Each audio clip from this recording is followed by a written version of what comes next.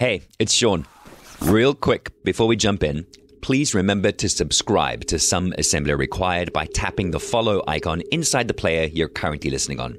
It costs you absolutely nothing, and it's guaranteed to make me smile, which makes your opposable thumbs pretty powerful. Also, if you enjoyed this episode, please share it with someone you think might enjoy it too. Some Assembly Required is about matters of the heart and the head. Grit has been defined as a combination of passion and perseverance in an effort to achieve long-term goals. Without passion, perseverance can lead to burnout, and without perseverance, many of us simply give up. Grit is a mental toughness that enables people to persist and even succeed in the face of adversity. Psychologist Angela Duckworth believes that grit is the single trait in our complex and wavering nature that accounts for success, even more important than natural talent, ability, and intelligence. I, for one, love speaking to people who are tenacious. Come to think of it, I've more often than not supported the underdog. The player who is ranked second but shows heart. You know, the team that appears weaker but is focused and perseveres regardless. The individual that shows up every day and keeps on grafting because potential is worth exploring. Brandon Beek is one such person. He teaches me so much about grit, and I am pumped to have you on the podcast. Thanks so much for having me. Do you consider yourself, Brandon, to be more of a dreamer or more of a doer? Definitely more of a dreamer. I talk to my girlfriend quite a lot about that. I have got big dreams, my head often in the clouds, and so often she's the one who actually tell me, okay, what are you going to do about it though? Like, are you going to take those big dreams? Like, start to, like, what's your first step?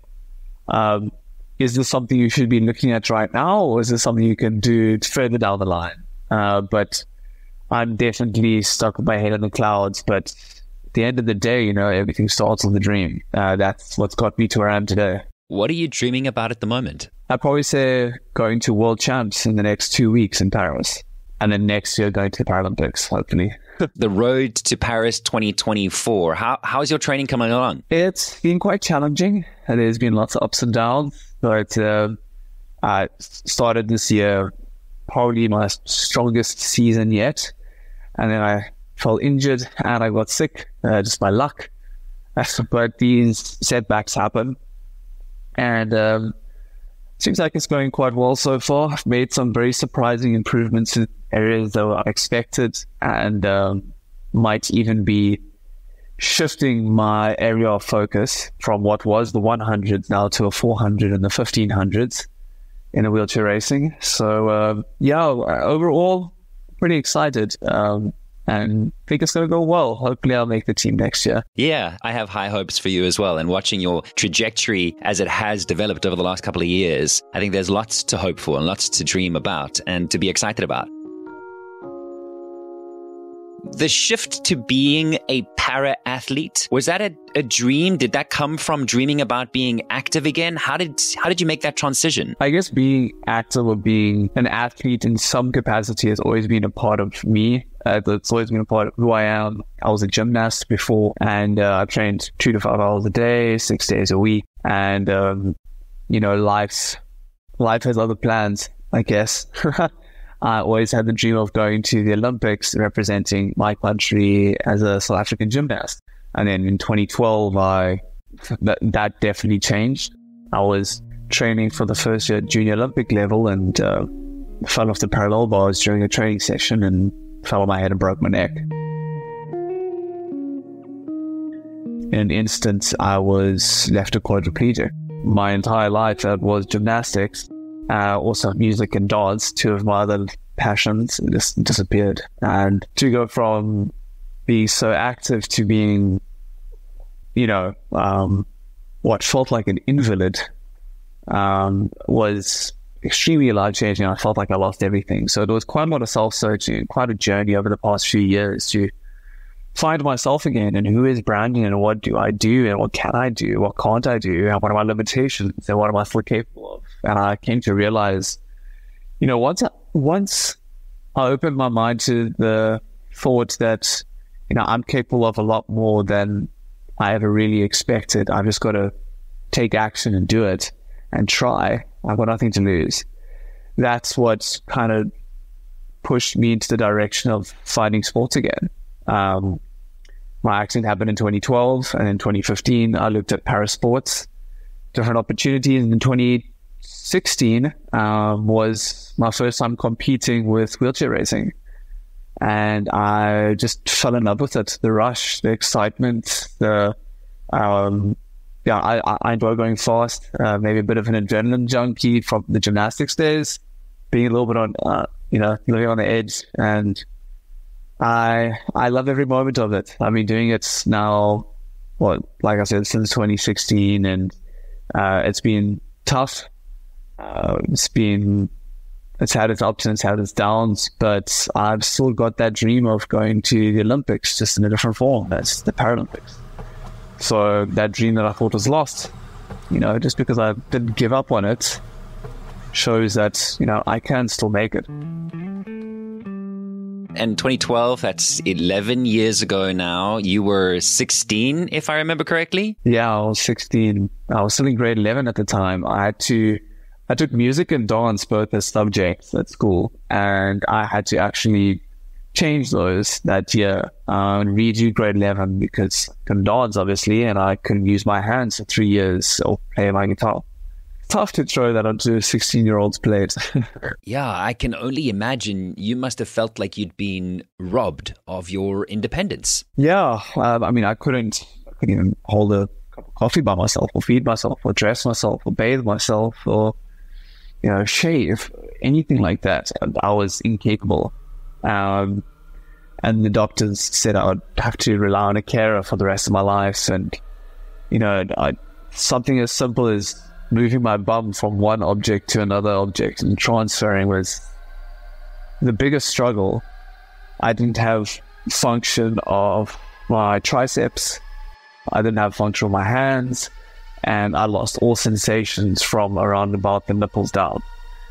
It was pretty crazy to go from someone who was so independent, so active, to someone who was so reliant and on others and had lost their independence entirely. So that was my biggest goal before sports and before anything else. Was just I wanted to get my independence back, no matter what it took.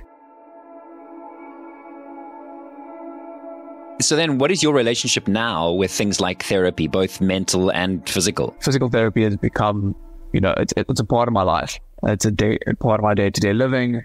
I used to go for rehab sessions almost pretty much every day. My gymnastics was replaced with my rehabilitation and my therapy. And it really showed. The results showed. The hard work that I put in helps. I've gained back full function of my triceps and my arms, and almost full function of my hands. They look pretty much normal, and they're just a little bit weak, but they're getting there. 11 years down the line. Now it's kind of developed into a point where I don't necessarily go for a therapy session, but I train for my sport. That's my activity, and that keeps me strong, and that keeps me growing. And growing in the manner that, 11 years down the line, I'm still seeing improvement. I'm still strengthening. My back still improves. I still improve my level of mobility. But also that's because that therapy that I supposedly stopped, I now implement on a day-to-day basis, my daily living. Those skills of learning how to transfer, I now implement day-to-day basis. If we're out with friends, I'll get out of my chair onto the grass while they're picnicking.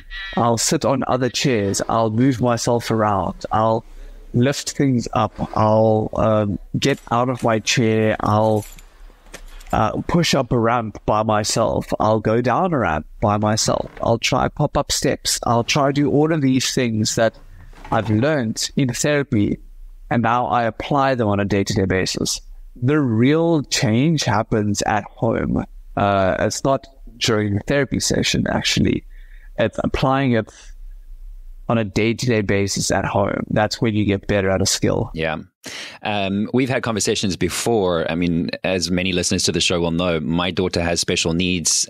Doctors were talking about how she would also be dependent on us for a very long time. And up until the age of 6, she was unable to sit on her own. And in the space of a year, she is now getting herself upright onto her 2 feet and trying to stand. She's mimicking the movements of walking, but she's trying. And I can say exactly as what you're saying, it's all the work that goes in that slowly but surely it builds.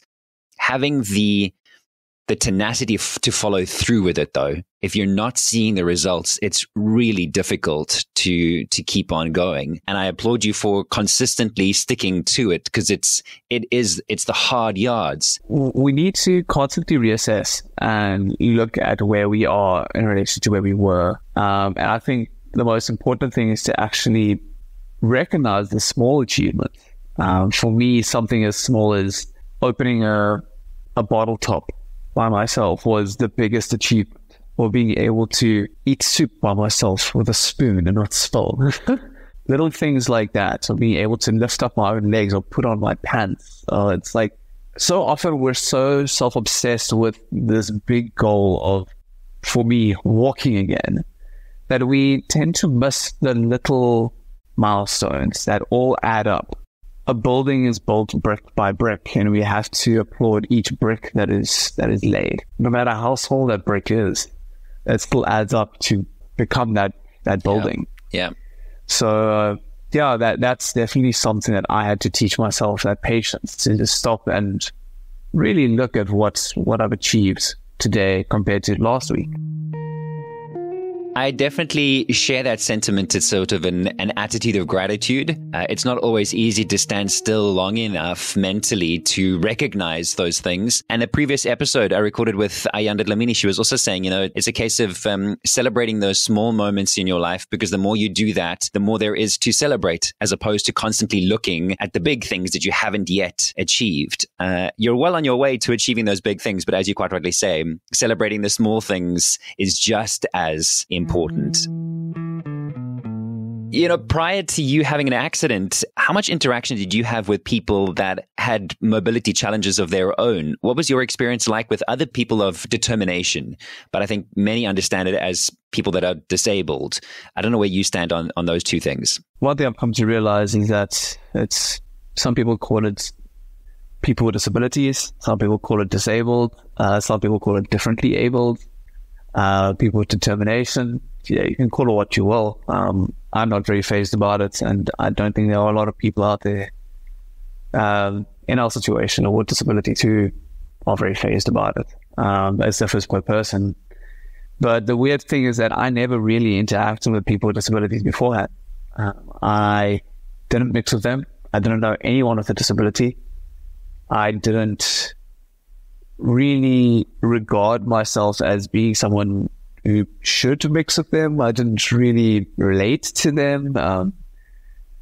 And I can guiltily say that I fell into that societal preconceived notion of people with disabilities being sad and depressing and hopeless and grumpy. And that's not how it is. After my accident, my parents refused for anyone with a disability to come and visit me. They refused any type of peer support or visitors or anything like that, because I'm not going to mix with someone with a disability because I'm not disabled. Okay. That sense of denial and that sense of refusal is actually not good. I see now as a peer supporter, someone who goes into hospitals and sees people and motivates them, how valuable that is, how inspiring and motivating it is. Because before, I thought if you had a disability or you broke your neck, anything like that, your life was pretty much over. There were some guys out there, some Paralympians and who are getting a bit of press and everything, but otherwise it's, if you're in a wheelchair, you live quite a sad life. Little did I know, the amount of incredible people that were actually out there who overcome these things on a daily basis as if it's nothing, because they're just living their lives. People often said to me, the fact that I get up in the morning and I overcome my disability to go and to now have a job or to do sports or have all these dreams is admirable and amazing. But the fact is, I just want to live my life, and if that's what it takes to live my life, that's what it takes. It's crazy. I think about it often, how I didn't mix at all with anyone with a disability beforehand. That's something that I wish to change going forward. I wish to be in the public eye more, to mix with other people who are able more, so that they can see this is a young guy. He's fit. He takes care of himself. Mm-hmm. He's well-spoken. Mm-hmm. And he's successful. And he has a disability, but I don't see it. I see him. Mm-hmm. And I think that's the thing. For a lot of people see a disability and they add a tag to a person, a label. And a person is still a person. Doesn't matter what their form of ability. It's beautiful the way you phrase that. I have found over the last year or two the desire to take Zoe out of the house that much more, because I feel much the same as you. Especially in the beginning, it was in a denial, and this is not my life. This is not the way things are going to be. And slowly but surely, you find yourself in a depressive state because you've isolated yourself from the rest of the world. Yeah. And slowly but surely, I'm becoming more comfortable with taking her out in a wheelchair or out in a buggy and letting other people see that we exist. Yep. You know, I'm not going to hide away anymore. I don't want to be isolated from the rest of the world. And part of that also adds up to the fact that that's why sometimes we don't interact with other people that have disabilities, because they are feeling alone, or it's easier to stay indoors. It's difficult to navigate the outdoor spaces, all sorts of reasons. But your sentiments, I think, are 100% on par with mine, to get out there and to show that we've still got lives to live. Yes, it's difficult. Those challenges can be overcome with a community of people. Definitely. You can't let our souls be held back because we're scared of what other people are going to think, or what other people are saying. They're too worried about themselves to even care about anyone else. And if they do care about what you think, then sorry to say, but screw them. You know, we can live our life the way that we want to. Why should we hold ourselves back because we're insecure or shy about what other people are going to think?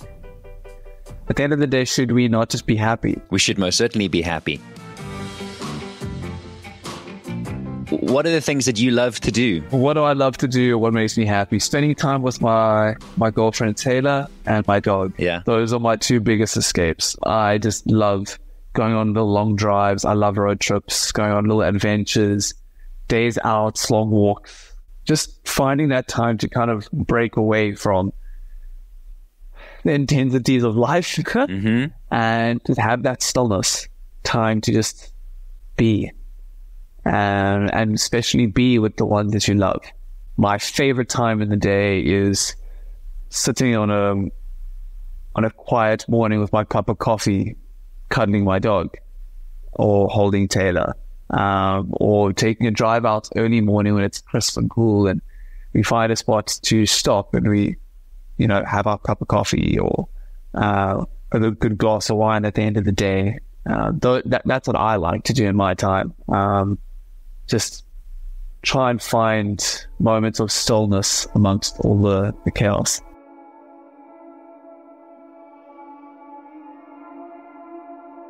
Did you ever fear not being able to share your life with someone? You speak so warmly about your girlfriend and your dog.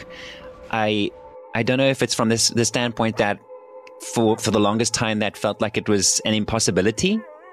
No, definitely.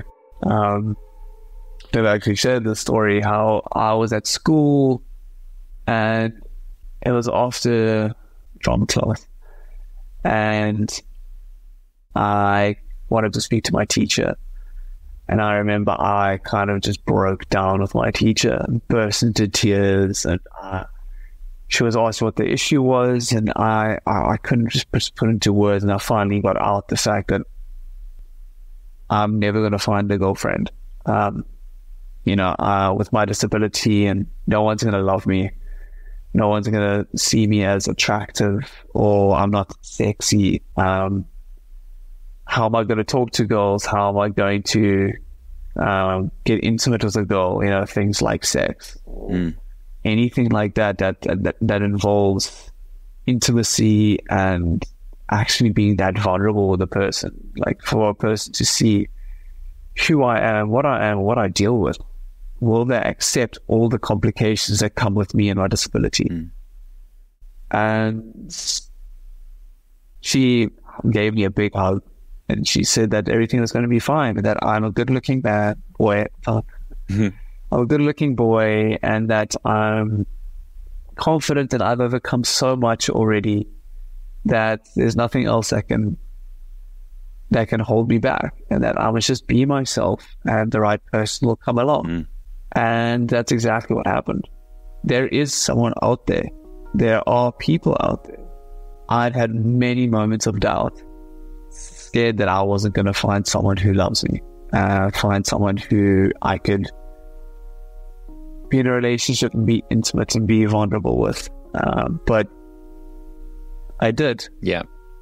And she found me. The crazy thing is I can't imagine my life with anyone else.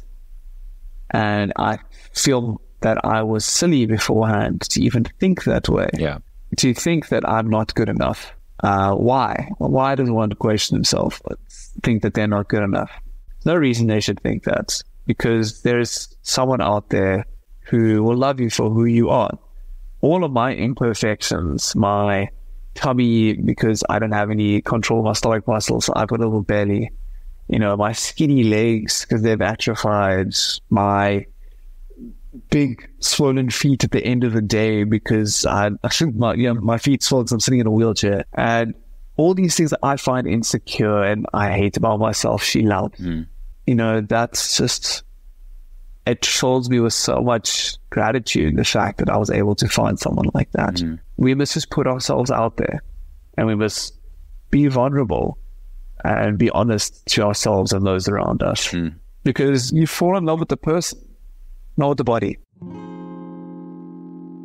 You share so many great messages. I see a long career for you in motivational speaking, Brandon. I know you're dabbling in all sorts of things at the moment as you gear up for World Champs later this year, Paris 2024, crossing fingers, holding thumbs, that all comes to fruition. But business-wise as well, you're never one to sit still. You're constantly creating something else for yourself. Yeah, it's been I tend to dig my own grave sometimes, and people get on my case because I'm so bad with messages replying. But like you said, I'm a dreamer. I have so many ideas, there's so many things I want to do, and so much change I want to make.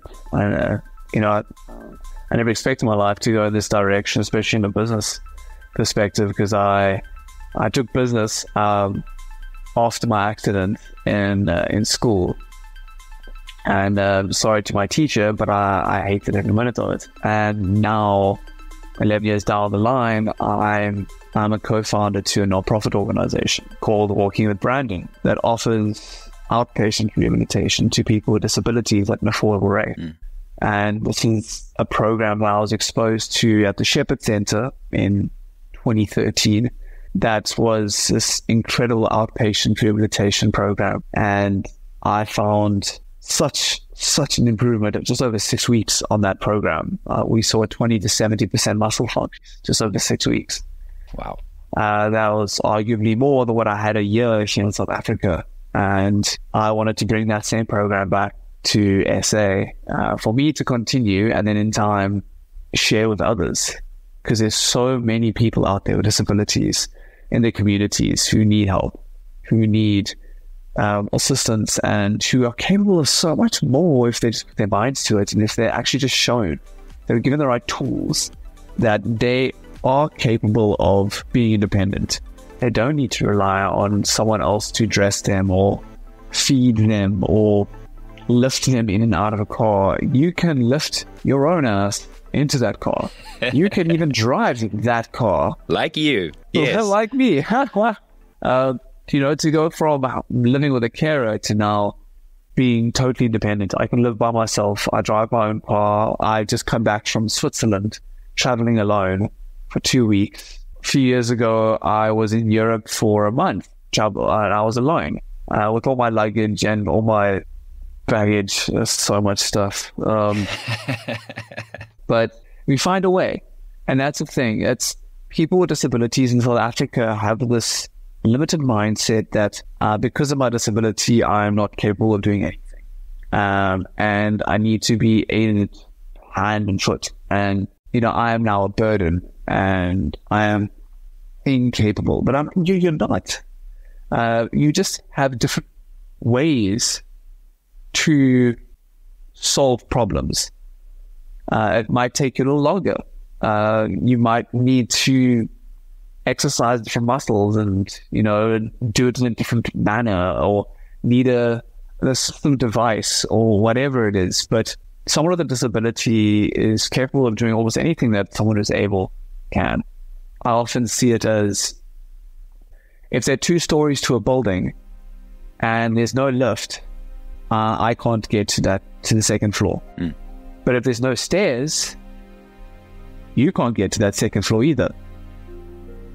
So the disability isn't in my form of mobility. The disability is the barriers that society puts in place for us in an accessible world. Mm-hmm. That's what we wish to change at Walking with Brandon, is that people come into our program at the Therapy and Beyond Center. We currently have 2, one in Pinelands and one in Stellenbosch.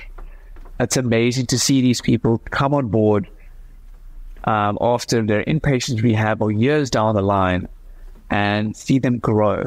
Not only physically get stronger and more independent, and possibly even some people even walking out there years down the line, but see how they grow as people, how they become motivated and driven and inspired because they're around like-minded individuals, to just think that they're not limiting themselves anymore. If they want to go somewhere or do something, they go do it. They find a way. If they want to start a job or start a family, they do it. They get careers, they get into sports, whatever it is, just because they're shown that there's no need for them to hold themselves back. So Walking with Brandon has grown into such an amazing non-profit organization. The changes that we make, we've changed over 200 people's lives over the past, 5-6 years? Amazing. All that have either, seen things as small as being able to brush their own teeth or feed themselves, to as big as walking out there and recovering fully. We all recover at different rates. Some people will fully recover, some people won't. But it's how you live your life along that journey that's the most important. Yeah. That's what it comes down to. If medicine and technology gets as good to the point that I will hopefully be walking in one day, which I believe in, I wouldn't want to have said that I sat on my ass doing nothing for all of those years. I'm in a chair, I'm still mobile. What am I going to do about it? Yeah. I'm going to live my life. I'm going to take every opportunity. And everyone else should as well. You're breaking barriers, my friend. You're breaking down belief systems for yourself and for other people, and then allowing for those to be rebuilt and for us to believe that we are capable of so much. We just have to unlock that for ourselves. And I thank you for showing us the way. Thank you for platforms like this where we can actually just talk and share these things, because I think it's so important for us just to hear from each other, because often, like you mentioned to me earlier, people feel like they're alone on this journey, and the fact is you're not.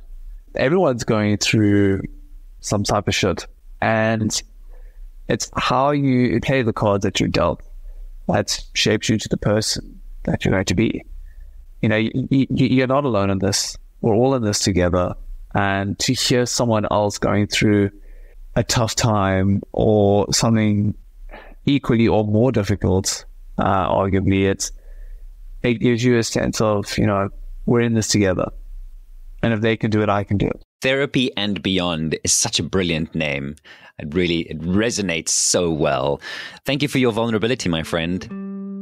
Brandon lives in Somerset West with his girlfriend Taylor and their dog, a rescued collie cross named Oliver. The work that the Walking with Brandon Foundation has done and continues to do really is life-changing. You can check it out online, as well as their Therapy and Beyond centers that Brandon spoke about, I've included links to the websites in the show notes. I'll also include links to his social media accounts so that you can cheer him along the road to the 2024 Paris Paralympic Games.